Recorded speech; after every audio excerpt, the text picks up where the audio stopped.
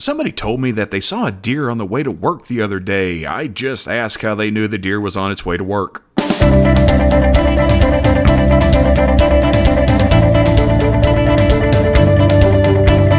Hey folks, welcome to This Week in History, and as always, we want to go ahead and thank our patrons, Steve Stevens, Clayton Jaimes, the Hayes family, Patrick Freeman, Mark Penn Griffin, and Casey Johnston. We appreciate your support, and we appreciate the support from all of you through liking, sharing, subscribing, all the good stuff. But if you want to help us out a little bit more, you can check out our Patreon. There's a link down in the description. Anywho, let's get to this. On February 12th of 1429, English forces defended a supply convoy carrying rations to the army besieging Orleans against a joint Scottish and French force at the Battle of the Herrings. The battle got its name because aboard the 300 or so wagons were about 200 barrels of herring, yes, the fish. And this was because Lent was coming and they couldn't eat meat other than fish. On February 13th in 1692, almost 80 MacDonalds, not McDonald's, MacDonalds, were killed early in the morning for not promptly pledging allegiance to the new King William of Orange in Glencoe, Scotland, which has become known as the Massacre of Glencoe. On February 14th of 1530, Spanish conquistadors overthrew and executed Tonga Juan II, the last independent ruler of the Purépecha Empire, who, by the way, were contemporaries of and rivals of the Aztecs.